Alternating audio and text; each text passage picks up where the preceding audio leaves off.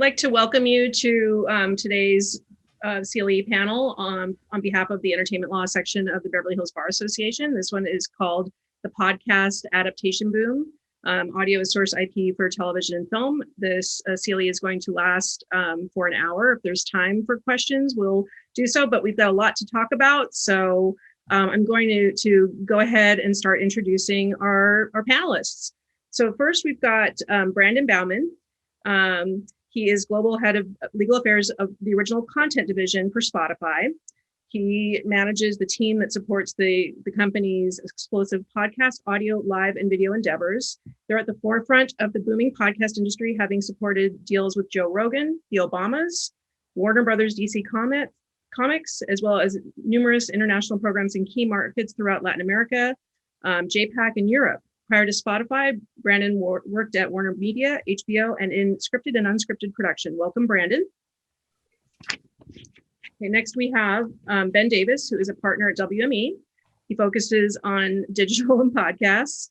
He oversees the podcast business for WME, whose clients have had over 75 #1 podcasts on the Apple podcast charts, including Malcolm Gladwell's Pushkin Network, Freakonomics Radio, Pod Save America's Crooked Media, Dak Shepard's Armchair Expert, Rob Lowe's Literally, Brene Brown's Unlocking Us, Brian Reed's S-Town, Dan Taberski's Missing Richard Simmons, Bailey Sarian's, this is like an amazing list, Bailey Sarian's Dark History, Jay Shetty's On Purpose, Last Podcast on the Left, and Glennon Doyle's We Can Do Hard Things.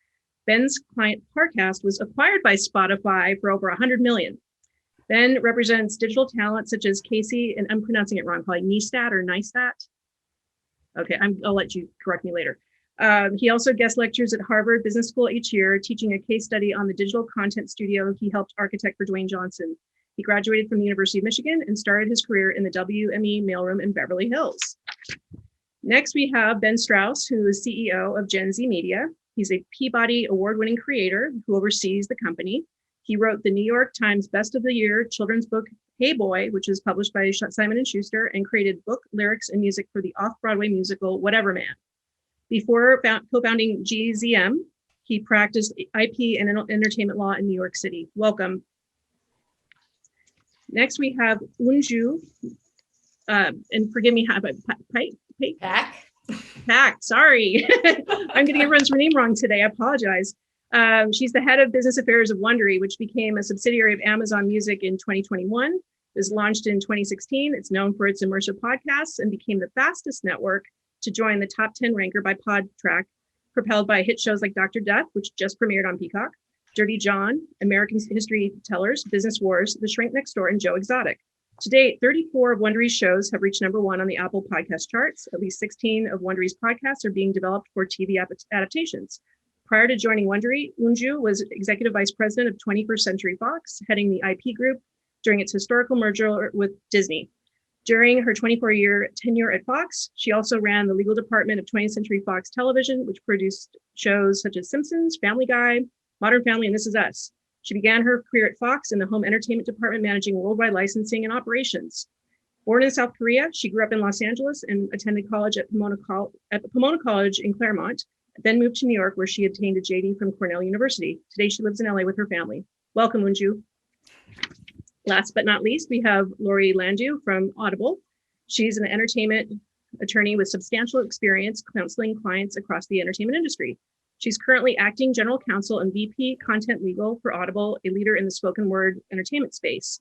Prior to Audible, Lori was co-chair of Fox Rothschild's Entertainment and Sports Law Department and held executive and business and legal positions at 2 leading independent music companies, the Ryco Group of Companies and Zomba Recording Corporation. The former was acquired by Warner Music Group, and the latter merged with Sony Music. In the earliest part of her career, Lori litigated copyright and trademark claims for high-profile entertainment clients. Variety has named Lori to its prestigious Dealmakers Impact Report, and New York Women's Impact Report lists her as well. Additionally, Lori has been repeatedly recognized by best lawyers in the category of entertainment law. She also chairs the board of World Cafe Live and co-founded the not-for-profit Live Connections, which merged with World Cafe Live in 2019 and provides music-related education experiences to young people in the greater Philadelphia area. Lori is a graduate of the Columbia University School of Law and the University of Pennsylvania. Welcome, Lori. And last but not least, I'm going to turn it over to Jeff Monahan Law, who is going to serve as our moderator today. Take it away, Jeff. Thank you very much, Debbie, for the introduction. Thank you, everybody, for being here today. I just want to start out with a little bit of background on podcasting, which really started back in 2004, where two gentlemen coined the term when they were putting these episodes back on the old iPods. I don't know if everybody in the audience is old enough to remember the old iPods that you'd bring around, running around with you back before you could store everything on your phone. But the idea of podcast came from that, and it was actually named the Word of the Year by the New Oxford American Dictionary in 2005. 2005 brought the first podcast network, and industry has obviously grown tremendously to today. Approximately 80 million Americans, about 28% of the population, are now weekly podcast listeners. It's a 17% increase over just a year ago in 2020. Obviously, the pandemic has contributed to that. More people at home with more time downtime to listen. The monthly podcasting audience is more diverse than ever. About 57% are white, 16% Latino, 13% African American, 4% Asian, and 10% of other backgrounds. 75% of the U.S. population is familiar with the term podcast, which is pretty good for something that was invented only 15 years ago. 50% of homes are podcast fans. 68 million people listen to podcasts weekly. It's up from 2019. 27% of U.S. podcast listeners have a 4-year college degree versus 19% of the U.S. population. So more educated people are listening to podcasts. And then the age of podcast listeners is pretty diverse. Between 12 and 34 is 48% of the audience. Between 35 and 54 is 32%, and above 55 years old is 20%. So pretty diverse in terms of demographics, both in age and nationality and race. But to start out, I think the focus of the panel today is to talk about kind of where the industry is going, and from an entertainment law perspective, where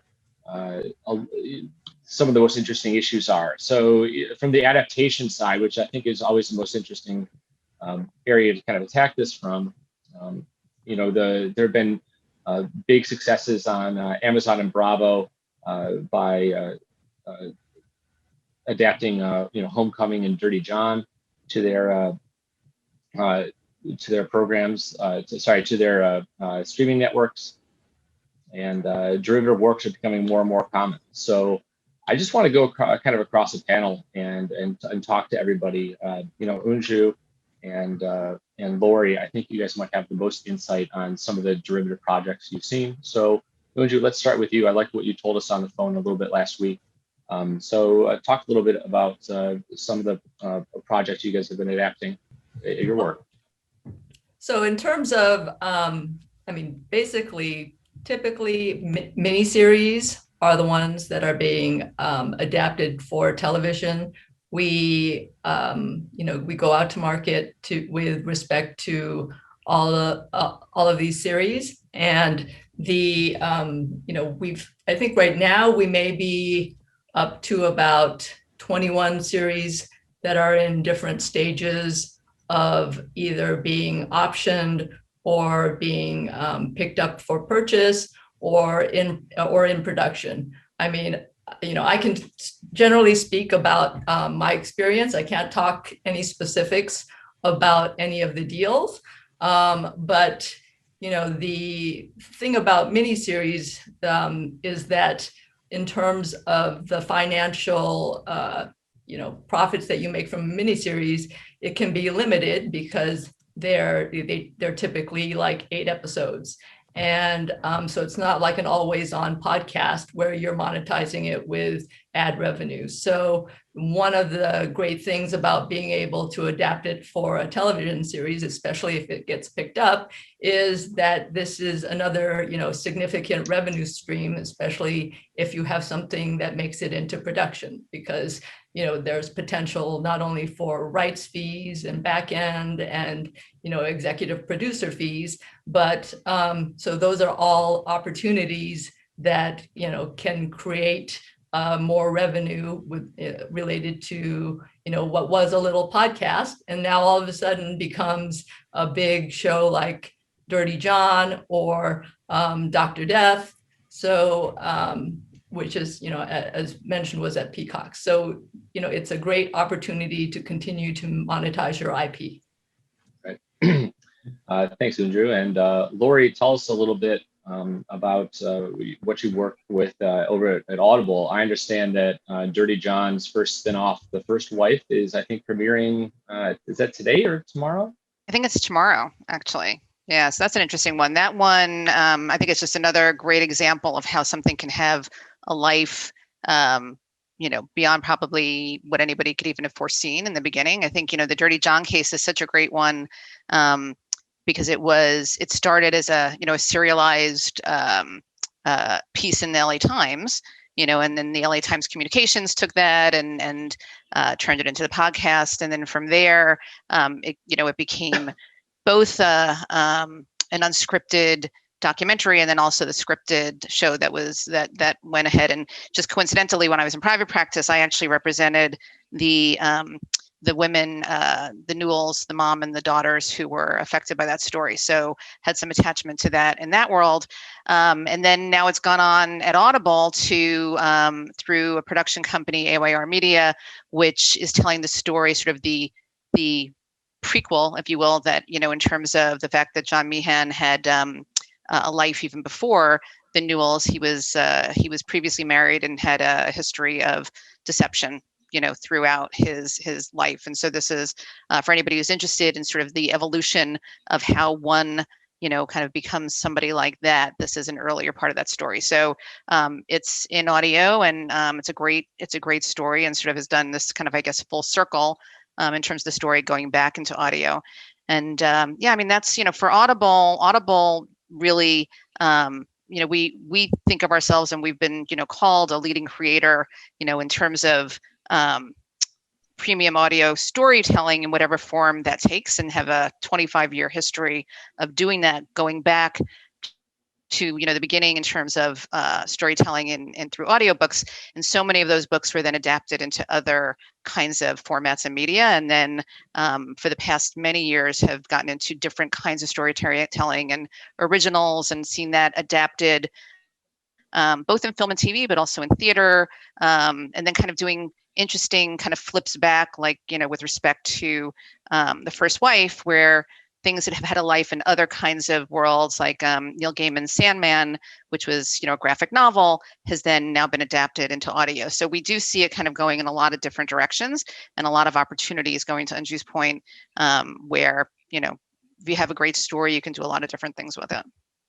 And my understanding, Lori, is that, the option agreements are really rather similar to any other derivative work that might be adapted to, TV or film. Is that right? Anything you can add to that or comment on? Well, I think it's certainly going to be very familiar to anybody who's in the space, but and you see a lot of the same language that you would see, in all of these, but it is it can vary, substantially when you're talking about audio, particularly if you are experienced in the world of audio and the kinds of things that you would need for that format in terms of a certain kind of production value. And so not necessarily the material deal terms, but in terms of a lot of the specs that go into it that you might be looking for. And I think it's been interesting in particular as we've been doing more work with producers who are who have a lot of familiarity with the film and television space, to try to adapt on both sides, right? In terms of what their expectations are and what our expectations are in terms of the kinds of rights that that we would like to get and the ones that they're trying to keep or to participate in. Very cool. Thank you, Lori, for that. Thanks for joining us today. Ben Strouse, I want to throw it over to you because you're more on the content creator side, and you're a little bit more unique than maybe some of the bigger brands that are on the panel today. Gen Z Media creates their own content, and you described it to me as more family-based or family-oriented, not just children, right? We're careful about that, but it's like a 4-quadrant audience you told me about. So talk a little bit about Gen Z Media and your success so far in the podcasting world. Well, we started the company 3 or 4 years ago with the idea that we would be able to originate content in audio more inexpensively than we could in any other format, and fully realize it. And I work with creators like me, but we also have a business behind the company, which is the notion that if we create something that's original and we find an audience for it, which we have, then we have a bundle of rights which we can exploit in subsidiary adaptations. And so when we started the company, we wanted to focus on a market which was relatively underserved in TV and film a few years ago, which is a family space, a big 4-quadrant family space, which was underserved compared to, at least in my opinion, YA, for instance, or very young elementary or preschool, where there was a lot of material. And there was very little, I should say, by the way, that everything we do is not everything. It's very high concept. Most of our shows are big audio dramas, high production values, scored like an HBO drama would be scored, and written for a adult audience, but also with an idea that it's going to be something that kids, tweens and teens are interested in listening to. So the business idea was to focus on this space, to carve out an audience in audio, which hadn't really congealed around any group of shows. And I think that's changing a little bit, but we've had a bit of a head start. So I think we've been successful in that regard. And when we reach the audience, we also we have a different set of clients, which are producers and studios. So we've been lucky, and we've had a show acquired by Amazon. We have a show in development at Warner Brothers as a half hour. We aspire mostly to, I wouldn't say we would, turn away from a limited series. That's a wonderful thing. Anything is a wonderful thing. But we're interested in developing stories that could live on as a seasonal show, and certainly in film as well. Right. We have 30 episodes on Disney Plus of a show of ours, another one in development at Disney Plus. And I think that pretty much rounds it out. Very cool, man. Thanks for being here today, and congrats on the success Pleasure. so far with Gen Z Media.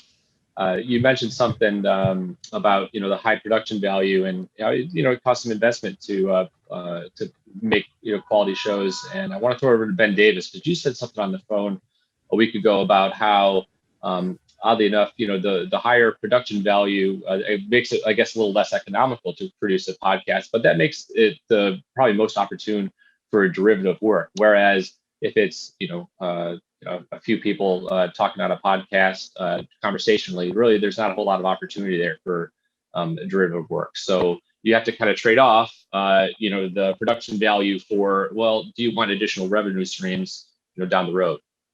Yeah, for sure. There's generalizing a bit, I would say that there's a directly inverse correlation between the profitability of a podcast and the likelihood that it would serve as great IP for TV and film. Take to drill into it in specifics, take something like Joe Rogan, which obviously has tremendous scale, but any sort of talk format has a relatively negligible cost per episode. And then there's a high volume of episodes produced multiple times a week or weekly over the course of a year. Then take something like S-Town, which was produced over the course of 2.5 years, and expensive for a podcast. Expensive for a podcast being 40 to 60,000 an episode, call it, right, or maybe even less than that, but that's still expensive for a podcast. They have the same means of exploitation, right, in the traditional podcast space, which is get as many people to listen to it as possible and sell as many ads against it as possible. And those are just fundamentally different models, right? From a cost basis, from a volume, and capability to recoup.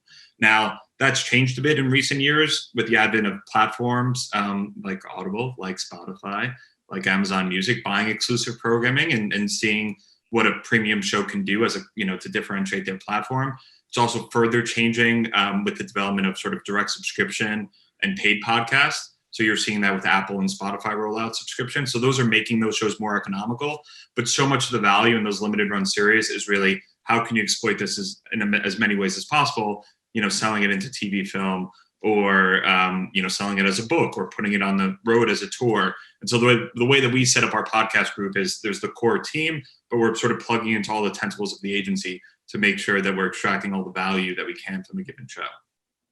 Very cool. And Brandon, last but not least, You work at Spotify. So what can you tell us about Spotify's approach to, the podcasting industry? Joe Rogan, obviously the biggest name, but tell us about some of the other projects and, a little bit, if you can, about that trade-off that Ben was describing, about the production value versus the profitability and additional revenue streams. Sure. So, all really good points. I think one of the interesting perspectives that we have at Spotify is that between the infrastructure that we've built out internally and or our acquisitions, we have such a diverse sort of portfolio of content when we think about what we can do with it internally and then externally by way of exploiting adaptation work. So we have, even in the US side alone, with the content The Ringer, Bill Simmons sports and sort of pop culture group puts out, versus Gimlet, which is a more sort of highly produced, call it more expensive, but smaller volume, but more premium like content. You have Parcast, which Ben knows intimately, and sort of their portfolio of content, which is sort of high volume and likewise quality content, but different in terms of the production value that goes in beforehand. I think it's an interesting perspective for us when we think about adaptation opportunities, because the market is taking so much from us. So we've got our mini-series, we have our more highly produced type programming. We also have our series that comes out of Gimlet, like Science Versus, where we are optioning individual episodes, which are sort of focused on an individual, if it's a COVID related issue, or if it's something about water rights or things like that. So we're sort of mending with the audience and demand and play with it that way. It's actually a good example of something that Spotify and we and a couple of our clients collaborated on, is Wind of Change. That's an author client of ours, Patrick Braden-Keefe, who's an incredible journalist, came to us with a podcast pitch. We partnered him with Pineapple Street, which is sort of an A+ production company in this space, and then partnered him with Crooked Media, Pod Save America, which is sort of like a new form of packaging, a dirty word, I know, but putting value together in podcast form. Because what Pod Save America brought to the table was that they were going to promote it on their show every week, right? So you have a combination of great idea, great execution, and then promotional megaphone. And then we ended up partnering with Spotify as the distribution partner. And that's a limited run series, right? So it's different than Rogan, but it was a big success, critically acclaimed show, and now that's set up for television at Hulu. So that's sort of a good, I think, example of sort of forces coming together to then land that derivative opportunity. Yeah. So it's like, if I can quickly, that's when we were setting that up, like sometimes you just get it in your gut, like this is going to be a good one. And that was one of them that we knew, like, all right, we gotta go in on this and go on it hard. And there was, the negotiations likewise were indicative of that gut feeling across the board. But likewise with some of the other shows that are kind of sleepers, from a legal perspective, it's critical on our side, whether we're producing them internally or we're leveraging through a third party, that all the production components are squared away by way of rights and chain of title and all these things, because you never know what's going to hit. And You don't want to be in a position where you're getting calls from Netflix or Hulu or Amazon. They're like, hey, we really like this, let's go. And you've got a huge rights issue, or you've got, crazy terms with writers or talent who, are locked to do voiceover or render writing services in a Netflix series, that present challenges downstream. It's pretty interesting to hear this, because it sounds like really the adaptation is across the board in terms, it could be a one-off episode, it could be another podcast episode, it could be a series, it could be a film. Is that pretty consistent with? I want to ask Lori and UnJu, is that kind of what you guys have experienced too? Let's start with Lori.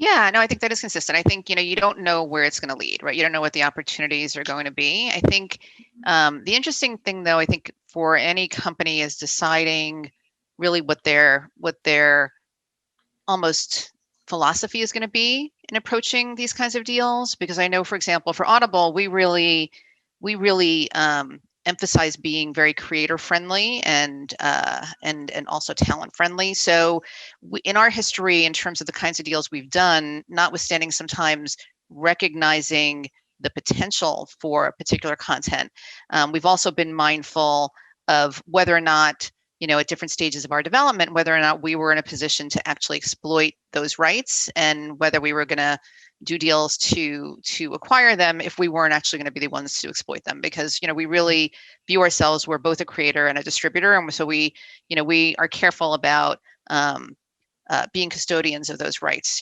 with respect to our partners. So over the course of our lifetime in terms of this world, there have been many times when, notwithstanding the fact that we recognize certain potential, where we allowed the creators to hold on to those rights, right? We didn't necessarily acquire them, and instead partnered with them to participate, if they went out and exploited those rights in different kinds of formats. And that's varied depending on the kind of content and the kinds of deals and what we thought we could bring to the table at Audible, or through other means that we had available to us. But I think that's, it all goes to the same place, which is being able to spot that in the beginning and say, how can we work together, and how can we make this successful? Do you take a conscious effort to kind of parlay on, the same audience, and maybe to create another show, or acquire another show that would appeal to that same audience, so you kind of start to build that momentum? Absolutely. I mean, you're looking at, and again, for a company like ours, where, we have a subscriber base, and where we're always interested in bringing, really delightful content to our existing audiences, but also to attracting new ones. And then once we do have them come and experience something with Audible, we want to convert them to sustain members. So we're very mindful of that, right? In terms of what are we appealing, who are we appealing to, and how can we continue to serve them? But at the same time, we're also always looking into what our audiences are we not serving yet, and where do we find them, and how do we acquire or create the content that's going to bring them to Audible and make Audible the place that they want to be to listen to, everything that they find entertaining. Yeah, similar to Audible, we want to be very creator friendly. I mean, we are creators ourselves, and we are also a network. So we, look at both sides. So so similar to what Lori has said, we may not get every right under the sun. And frankly, with respect to podcasts, at least in the olden days, the amount of money that you would be spending on a podcast, it's, the financials are not like where you're paying the creators a tremendous amount of money necessarily, or the people that are working on the particular podcasts are not necessarily getting, the kind of money they would be if they were writing on a television series.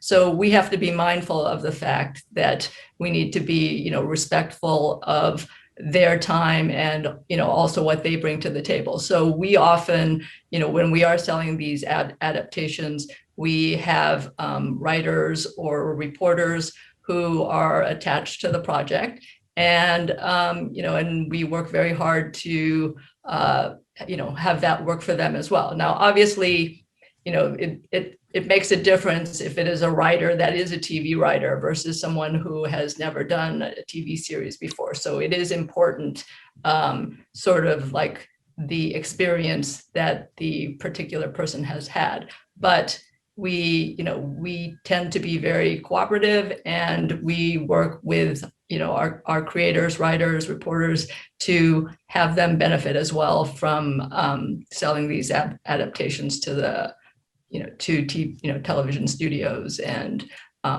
we've also had books like Business Wars has been released for HarperCollins. So that's a always on show that has sort of made it into other adaptations, and we look to be doing more different things with our podcasts,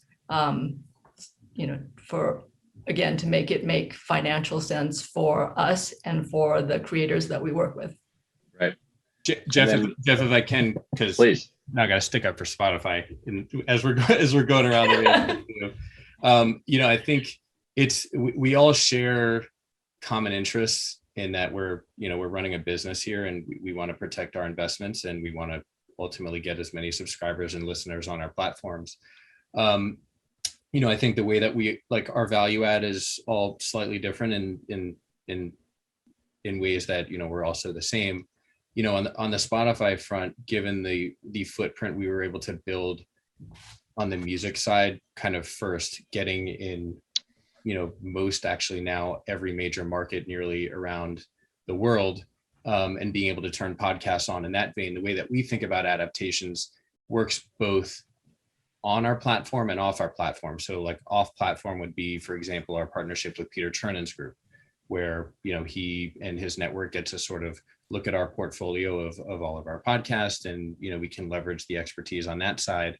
And from a creator marketability perspective, going out to the market and saying, hey, both the reach and the network and connections that we have, we're able to maximize the value of your program sort of instantaneously, either through vertical reach or in a one degree of separation with significant media partners outside of the company, but who we're partnered with. On the internal side, one thing that we've been exploring is creating internal adaptations where we have successful shows in the US and we make sort of foreign language versions of them. One program is Sarah is the name of it. And there was actually a Parcast program that we did that we launched simultaneously in 11 markets. And it was sort of a global event and was really interesting from the underlying creators and what we were able to do for that internally. So we all have our sort of different levers to pull in that vein. But well, out of curiosity, at Spotify, do you know if certain fans of certain genres of music take a liking to certain types of podcasts more than others? We know everything. Okay, that's what I figured the answer was. Spotify has all the information that there is. No, I mean, look, no more than Amazon and Apple and sure. everyone else. But it's our goal is to enrich the experience of our users. So if you are a consumer of classic rock music, us surfacing Wind of Change, based on that sort of the aura that went around that band and that track, then what is Scorpions? Yeah.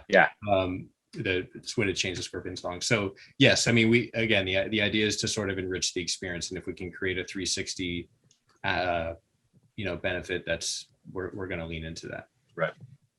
And then I feel like you're being a little modest, because I think that a company with that kind of audience and that kind of reach, and I mean this only in the best way, you have the ability to put something in front of people and make a hit out of something, where you have 10 things that are all great in different ways.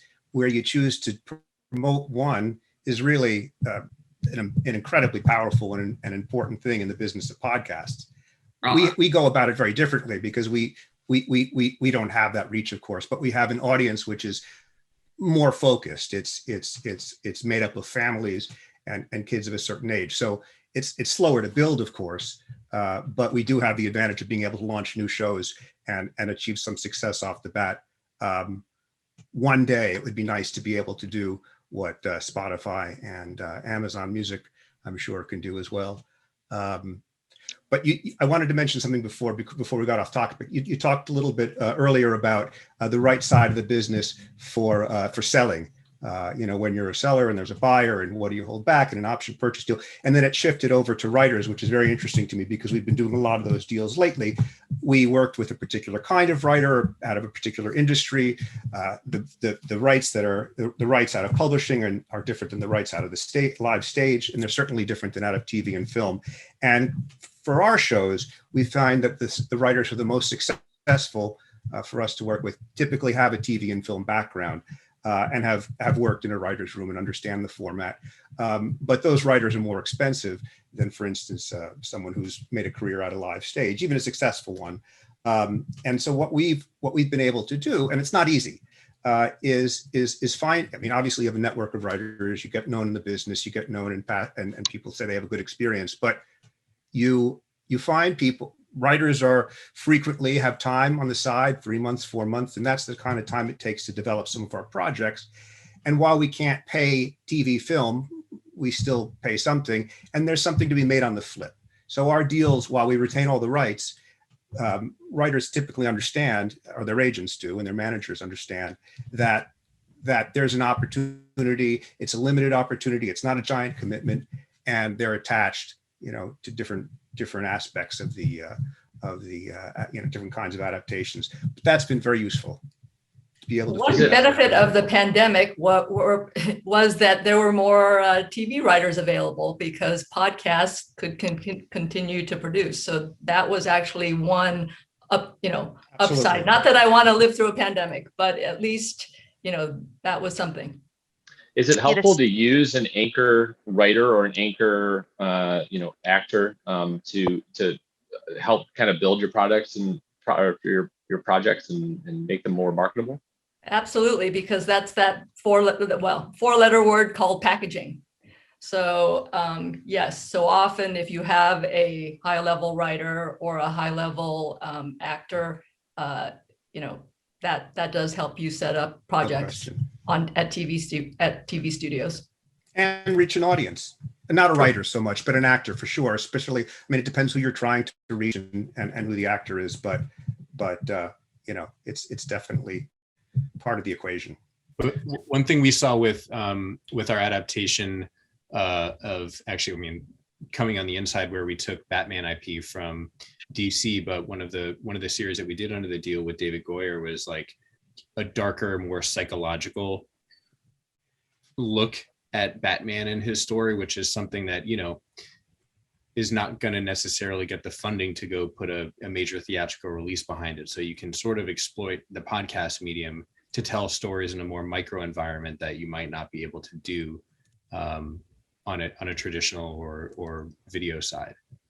A company doing a lot in that space that we've done a good amount of business with is Q Code, where they're basically creating these scripted vehicles that are anchored by stars. So their first one was with Rami Malek, a show called Blackout, which was then set up for TV. Another one, Left Right Game with Tessa Thompson, which was then sold to Amazon. So there's been versions of this model. 36 Questions was another one with Jonathan Groff, which was a podcast musical that's now set up as a feature at Netflix, where you can get a few days of a star's time, right? Tie them to the upside in both the podcast and the television side, help it cut through and sort of pave the path towards a television adaptation. Lori, I think you might have had a thought that you were going to chime in on. Do you have Yeah, no, I think I was just going to add on to it what UnJu was saying in terms of people being available during the pandemic, and I think the other piece of that was a lot of incredible talent, voice talent that would not have otherwise been available because they were otherwise, committed to different kinds of productions. We found at Audible a lot of people that we had been hoping to work with and we had deals with, and it was just a question of getting, finding the time on their schedule suddenly became very available. And we were able to get a lot done during that period. But it also really helped us in terms of working with people who have been toying with the idea of getting into audio and really working with them to develop all different kinds of concepts and kind of exercise some of those creative juices. Jesse Eisenberg is a great example of that, who we did something with, and that's now been optioned for a film, and others. It's just been, if you want to look for a silver lining, an upside in terms of that time, that was definitely some of it. Lori, when you are looking for, do you have podcast scouts that go out and look for shows? Do you ever accept pitches? Is that I'm trying to put a picture in my brain. Is that would a pitch room for a podcast look kind of similar like it would for a TV or a film pitch? Can you talk about finding that good idea a little bit? Yeah, well, I think like everybody would tell you, good ideas come from everywhere, right? They come from, from all places. And we get pitched all the time. Sometimes it comes through, traditional, what you might expect through agents. Sometimes it comes through entertainment lawyers who we love. Everybody's in the room. We certainly, we have our own people. We have our own very active creative staff and editors and others within Audible who are out there sourcing material, looking for things that they think might be interesting, and seeing about acquiring those rights. And then we work with a lot of really top talent who want to do development deals with us, who come to us, kind of talking about people out of the television space. An example is like Kenya Barris recently, who Audible did a deal with, to say, try and, let's see what you might want to do to exercise a different muscle in terms of audio, and has been so successful in other spaces, and then bring it this way. So it comes from a lot of different places. We have this emerging artists and creators platforms that we have, where we invite people. We've had playwrights who have gone through our emerging playwrights portal, and then we've taken those plays and turned them into audio content, and other kinds of programs we've had for young podcasters to bring us interesting work. So it comes from everywhere. We're open. We love to, we're built by creators. Don Katz, who's our founder, is a writer and a creator. So that's in our DNA, and and we're always happy to bat around ideas with people.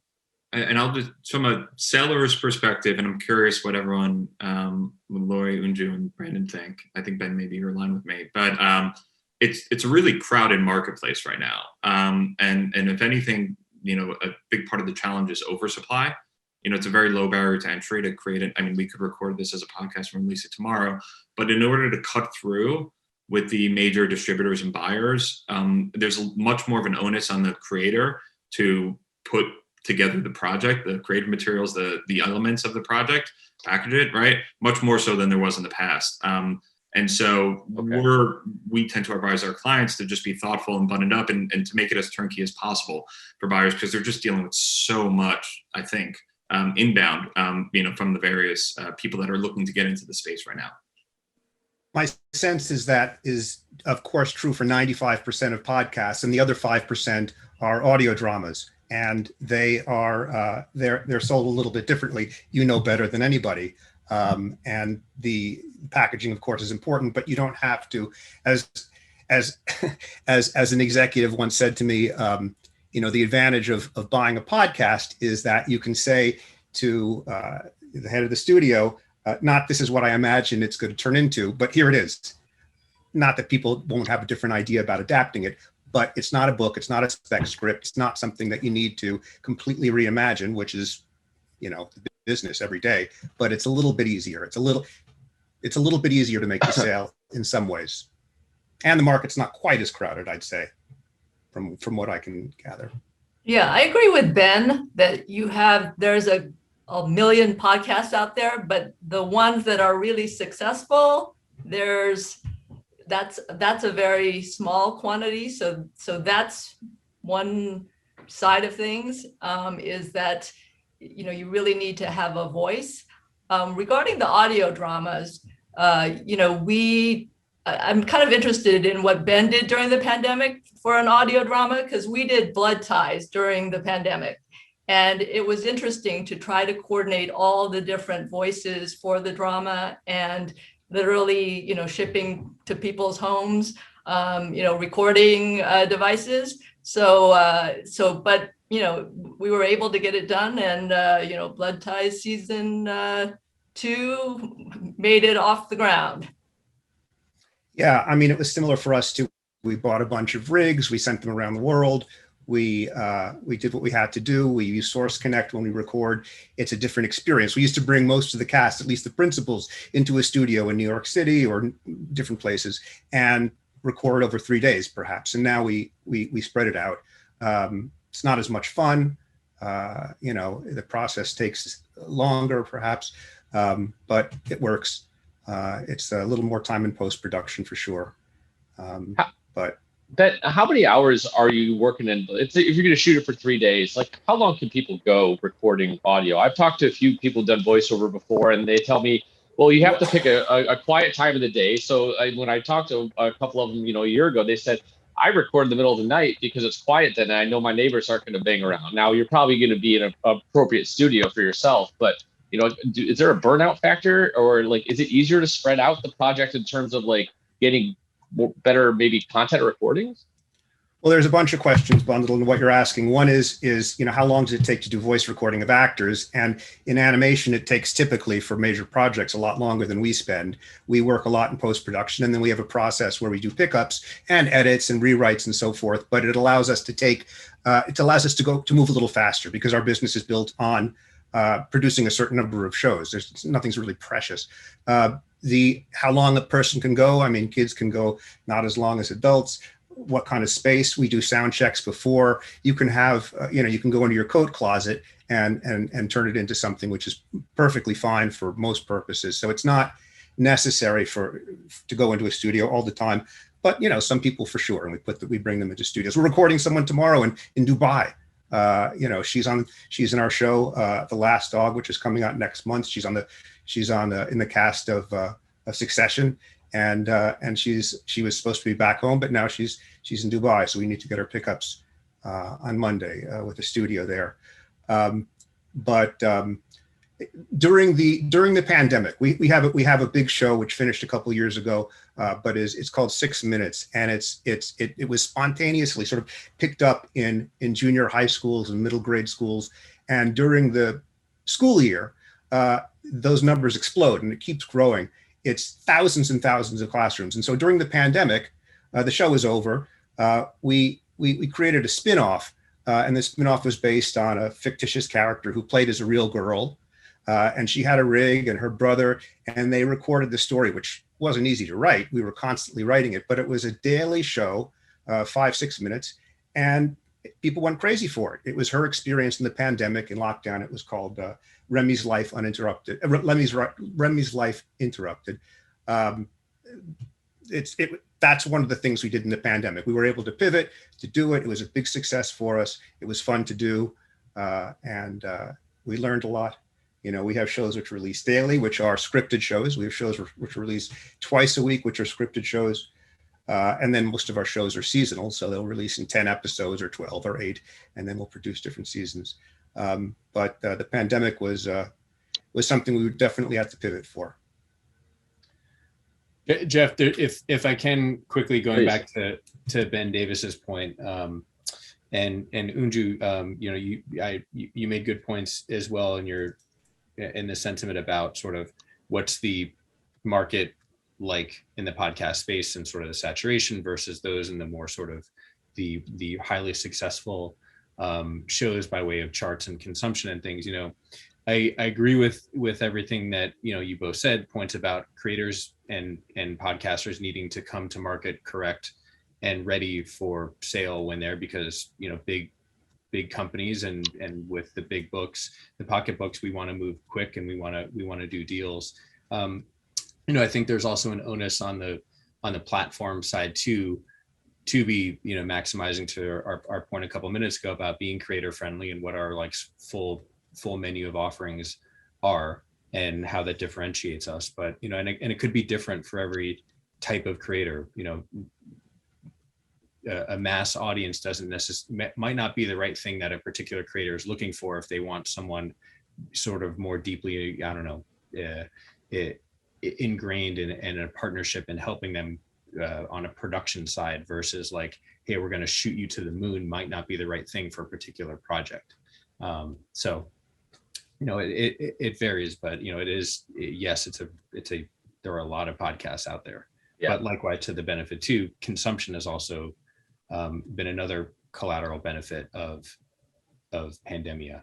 So right. We got about 7 minutes left here. We got a couple of questions in the chat I want to try to address. The first one was, for a rights deal with a studio, what are the dollar ranges you're seeing in the marketplace as compared to book rights? I think that I'll try to answer that based on what I've heard today, is that they probably are relatively comparable. If we're seeing, the similar option and deals, then as other derivative works. That I think that the ranges are probably comparable depending on success of the podcast or the success of the book. And what rights other than podcasts are you able to reserve from the seller side? And again, it sounds kind of like it depends. Ben Davis, I want to hear you about that a little bit. I think you and Ben Strouse probably have some insight, but it sounds like it depends. I imagine that the bigger buyers probably have a little bit more leverage and maybe they can get a little more, but what are you able to withhold? It depends on the deal and it depends on the property, right? I'll use an example which, makes it seem like it's easier than it really is, or like we do this every time, which we don't. But in the case of Slow Burn, which was a hit podcast a few years back, season 1 was on Nixon, season 2, the impeachment, season 2 was on the Clinton impeachment. We sold that 3 different ways into television. So first, we sold non-scripted, straight-to-series adaptation at Epix for season 1 on Slow Burn on Nixon. By way of doing non-scripted first, we were able to reserve scripted, right? And we also limited it to just that season. And we also had another carve-outs around the title Slow Burn, right? We then took season 2 and it was optioned as underlying material on Clinton for the upcoming season of American Crime Story. And then we went back and sold season 1 again, which is now going forward at Starz, Gaslit. So it's not called Slow Burn, with Julia Roberts and Sean Penn attached as a scripted adaptation, right? So it depends, right? But obviously we look at it through the lens of trying to carve out as much as possible. Yeah, I mean, that's kind of what I thought the answer would be. The rights, the amounts of the deals, it's always going to depend. But it sounds to me like, if you got the right podcast, it's probably similar to the right book or movie that you're going to turn into a TV series. And the same thing with the rights.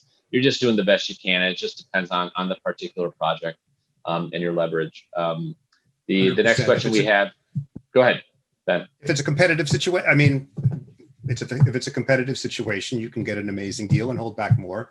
And if it's not, you're looking at a pretty standard option purchase typically. Publishing pays what it pays, and you can hold back a lot in a publishing deal. Pretty much everything, frankly, if you originate the underlying rights. And with a big studio, if you're dealing directly with Disney or fill in the blank, you're not going to keep merchandising usually.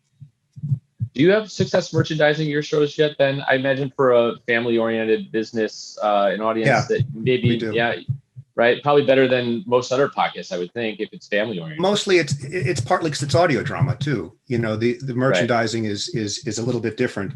We're a niche within a niche.